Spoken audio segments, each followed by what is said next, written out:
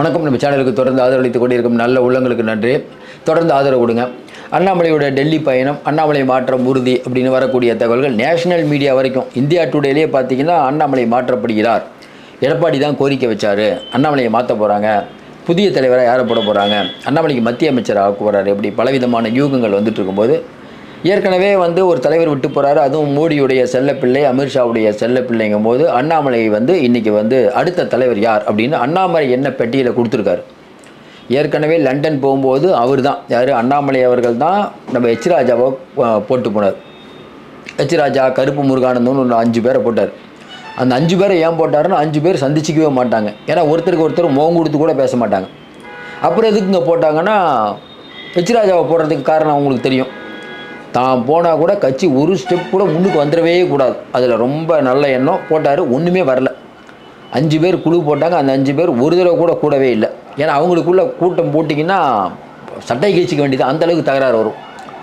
அதுக்கப்புறம் எச் ராஜாவை பற்றி தெரியும், அவர் எப்படி கட்சி வளர்ப்பாருன்னு தெரியும். அவர் பேச ஆரம்பித்தாருன்னா இருக்கிற 10 ஓட்டும் போயிடும். அதனால் அவரை போட்டார். கரெக்டாக தெரிஞ்சு போனார். ரொம்ப திறமையான ஆள் அண்ணாமலைங்கிறது அதுதான்.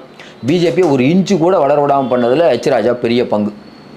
இப்போ அண்ணாமலைகிட்ட மறுபடியும் நயினார் நாகேந்திரன் போடலாங்கும் போது நயினார் நாகேந்திரன் வேணாம், கருப்பு முருகானந்தத்தை போடுங்கிறார். ஏன்னா கருப்பு முருகானந்தம் நம்ம அண்ணாமலையோடைய ஒரு விழுது. அவருடைய நிறையா விழுதுகள் இருப்பாங்க, அதில் அவர் ஒரு விழுது. கருப்பு முருகானந்தம் அப்படின்னா நீங்கள் சொல்லலாம், என்னங்க அது ஆர்எஸ்எஸ் பின்புலமாக இருக்கும், வேறு என்ன பேர் வைக்கிறாங்க பாருங்கள், கருப்பு முருகானந்தம். பேரே கொஞ்சம் வித்தியாசமாக இருக்குது. கருப்பு முருகானந்தம் அவர்களை பற்றி சொல்லணும்னா உங்களுக்கு தெரியும், இந்து முன்னணி, அந்த முன்னணி, இதற்கெல்லாம் போராட்டத்துகளில் கலந்து கொள்வார். முழுக்க ஒரு சங்கி. அவர் வேறு என்ன பேசுகிறது நம்ம.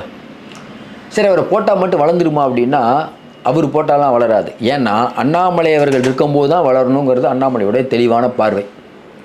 நயினார் நாகேந்திரன் வந்தால் என்ன சிக்கல் அப்படின்னா, நயினார் நாகேந்திரனுக்கும் அண்ணாமலைக்கும் ஏற்கனவே ஒரு பனிப்போர்வு உருவாயிட்ருக்கு. அண்ணாமலைக்கும் வானதி அவர்களுக்கும் சண்டை, அண்ணாமலைக்கும் குஷ்புக்கும் சண்டை, அண்ணாமலைக்கும் தமிழிசைக்கு சண்டை, அண்ணாமலைக்கும் பொன் ராதாகிருஷ்ணனுக்கு சண்டை. நீ கேட்கலாம் யாருக்கு தாங்க ஃப்ரெண்டுன்னு. அவர் வந்தவுடனே பார்த்தீங்கன்னா அவருக்குன்னு சில ஒரு 4 பேர் இருப்பாங்க பாருங்கள். அந்த 4 பேரை நீங்கள் பார்க்கணுன்னா, அண்ணாமலை சாட்டையால் அடித்தார் பார்த்தீங்களா, அப்போ பாருங்கள் பின்னால் ஒரு 5 பேர் நின்றுருப்பாங்க. அந்த 5 பேர் அவங்கெல்லாம் தீவிரமான விசிறிகள். அதுவும் இல்லாமல் ஏன்னா இவர் இவர் பேசுகிற விதத்தெல்லாம் பார்த்து ஏற்கனவே கட்சியில் இத்தனை ஆண்டு காலமாக இருக்கும், தமிழிசைலாம் நினைப்பாங்களே இவ்வளோ நாள் கட்சியில் இருக்கேன், இவர் டக்குன்னு ஆகிட்டாருப்பா பொன் ராதாகிருஷ்ணன். அப்போ அவர்கள்லாம் இவர் மேலே ஒரு காழ்ப்புணர்ச்சி இருக்குது, ஒரு போஸ்டி. அதே மாதிரி பார்த்திங்கன்னா நயினார் நாகேந்திரன் அமைச்சராகவே இருந்தவன்பா, இதை நீ என்னமோ பெருசாக இருக்கும்ல அது. இன்னொன்று, இவர் ஒரு கம்யூனிட்டி மாதிரி அவருக்கு ஒரு பெரிய கம்யூனிட்டி இருக்குது. இன்னொரு பிரச்சனை என்னென்னா, நயினார் நாகேந்திரனோட 4 கோடி மாட்டினதில் அண்ணாமலை தரப்பு தான் போட்டு கொடுத்துருச்சுன்னு அது பெரிய தகவல் உலாவிட்டுருக்கு. இந்தியா முழுக்க அதிமுக, திமுக இவங்கெல்லாம் பணப்பட்டுவாடா பண்ணும்போது ஒரு பிரச்சனையும் இல்லை. எதிர்கட்சி அதிமுக இருந்தாலும் பணப்பட்டுவாடா பண்ண அதை பிரச்சனை வராது, திமுகவும் மாட்ட மாட்டாங்க. அது எப்படி பிஜேபி மட்டும் கரெக்டாக அந்த பணம் மாட்டுது? அப்போ போட்டு கொடுத்தது யார் அப்படிங்கிறத நயினார் நாகேந்திரனுக்கு தெரியாமையாக இருக்கும். கரெக்டாக போட்டு கொடுத்துருக்காங்க. போட்டு கொடுத்தது யார்? இவங்க தான். உட்கட்சியில் பிரச்சனை தெரியல, நம்ம ஜெயிக்கிறோமோ இல்லையோ இவங்க ஜெயிக்கக்கூடாது. உட்கட்சியில் அவ்வளோ பஞ்சாயத்து. திமுக அதிமுகவில் தான் கோஷ்டி சண்டைன்னு பார்த்தா 10 பேர் இருக்கக்கூடிய பிஜேபியில் 10,000 கோஷ்டி. 10,000 இல்லை, 10 பேர், 10 கோஷ்டி. 10 பேர் தான் மொத்தமாக இருக்காங்க, 10 கோஷ்டி. இந்த கோஷ்டிக்கு ஒவ்வொருத்தர் தலைவர் தங்காங்க. தலைவர் மட்டும்தாங்க, தொண்டர்கள் இருப்பாங்க. அது அண்ணாமலை பெரிய கோஷ்டி. ஏன்னா அண்ணாமலைக்கு தொண்டர்கள் பலம் அதிகம். ஏன்னா அண்ணாமலை ஜி திமுகவை மிரள விடுறாருன்னு அது ஒரு பெரிய ஜிக்கல் அவங்களோட ஆதரவு. ஆனால் அண்டர் கிரவுண்டில் டீல் பண்ணிட்டும் இருப்பார். இப்படிப்பட்ட சூழ்நிலையில் இந்த அண்ணாமலை அவர்களுடைய டெல்லி பயணம்ங்கிறது ரொம்ப முக்கியம். ஏன்னா ரொம்ப தெளிவாக இருக்கார், நம்மளை மாற்றிடுவாங்க.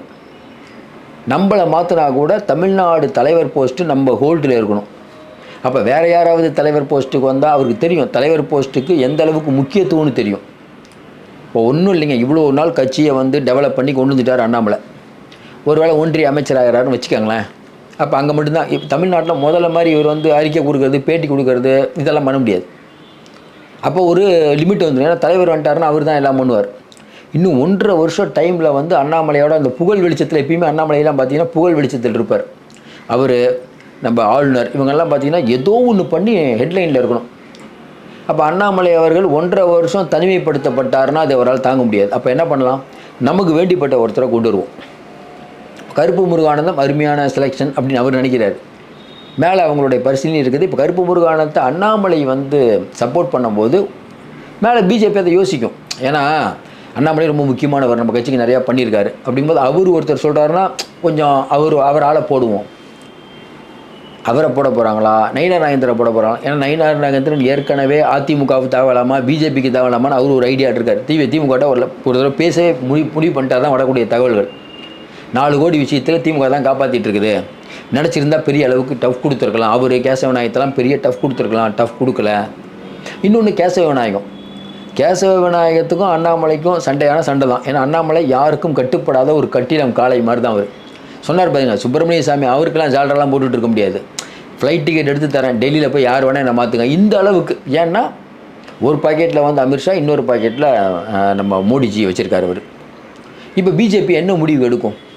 அதையும் தாண்டி இப்போ ரிஸ்க் என்னென்னா, நீங்கள் அமைதியாக வந்து அண்ணாமலை விட்டுருந்தா கூட நயினார் இருந்தால் விட்டுருப்பார். இப்போ நயினார் நாகேந்திரன் போடக்கூடாதுன்னு அண்ணாமலை சொன்ன உடனே கருப்பு முருகானத்தை முன்னிலைப்படுத்துறதா வானதியிலேருந்து எல்லாம் எவ்வளோ கோவப்படுவாங்க.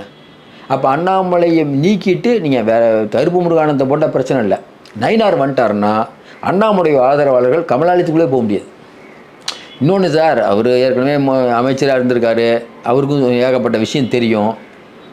அவரும் ஏகப்பட்ட கிரவுண்ட் ஒர்க் பண்ணி தான் அதிமுக அமைச்சராக இருக்கார். அப்போ அவ்வளோ சாதாரணமாக நீங்கள் நயினாரை கணக்கு பண்ண முடியாது.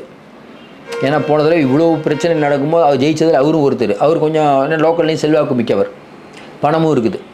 அப்போ அவர் எப்படி சும்மா விட்டுருவார்? ஒன்று தொகுது நீங்கள் பேசுகிறது பரவாயில்ல சார், பிஜேபி மோசமாக போனால் நமக்கு நல்லது தானே, அது வர நல்லா தெரியுது. இப்போ அமித்ஷா என்ன முடிவு எடுக்க போகிறாருன்னு தெரில. கருப்பு முருகானந்தம் போட்டாங்கன்னா நல்லா புரிஞ்சுக்கலாம் அண்ணாமலையுடைய ஹோல்டு இன்னும் கட்சியில் இருக்குன்ட்டு.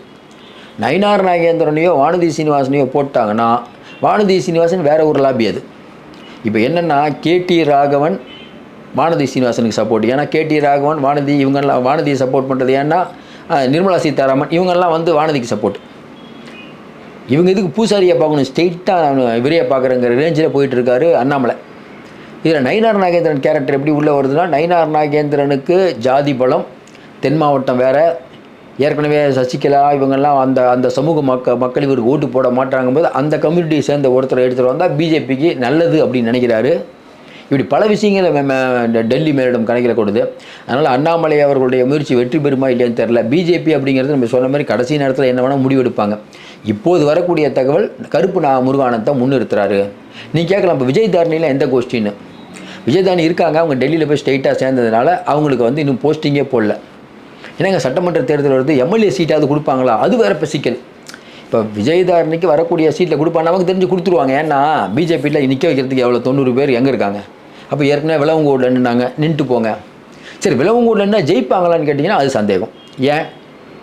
ஏன்னா இப்போ ரொம்ப பேர் கெட்டு போயிடுச்சு. ஏற்கனவே இப்போ வந்து காங்கிரஸ் அங்கே ஜெயிச்சிருச்சு. காங்கிரஸ் திமுக கூட்டணி அங்கே நிற்கும் போது கண்டிப்பாக விஜயதாரணிக்கு ஒரு பெரிய ஒரு இழப்பு இருக்குங்கிறதுல மாற்றுக்கிறது இல்லை. அரசியலில் ஒரு கட்சியில் நீங்கள் மாறலாம், நேரெதிர் கொள்கையில் மோடியை திட்டக்கூடிய கட்சியான காங்கிரஸ்லேருந்து போய் மோடிக்கிட்ட அதுவும் கடைசி நேர தேர்தலில் போய் மாறினீங்கன்னா அதற்கான விளைவு தான் இன்றைக்கி விஜயதாரணி அனுபவித்து கொண்டிருக்கிறார். நிறைய பேர் சொல்லிகிட்டே இருக்கலாம், குஷ்பு ஒரு காலத்தில் பிஜேபி திட்டம், அதுவும் இல்லாமல் நம்ம என்ன கோவம் வருதுன்னா, மகளிர் ஆணைய தலைவராக இருந்து அவருக்கு அவங்க குஷ்புக்கு பெரிய லெவலில் வந்து நிறைய எதிர்பார்த்தாங்க, அவங்க ஒன்றுமே கொடுக்கல, அவங்களுக்கும் கோவம் இருக்குது.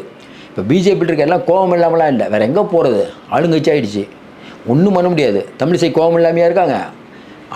எங்கேருந்தோ வந்து அண்ணாமலை தலைவராகிட்டாரே, அவர் சொன்னதுனால நம்மளை வந்து அமித்ஷாஜி திட்டுறாரு, இதெல்லாம் கோவம் இருக்குமா இருக்காதா? அதனால் அண்ணாமலை ஜெயிப்பாராங்கிறது விரைவில் தெரிந்துவிடும். மீண்டும் சந்திப்போம். நன்றி, வணக்கம்.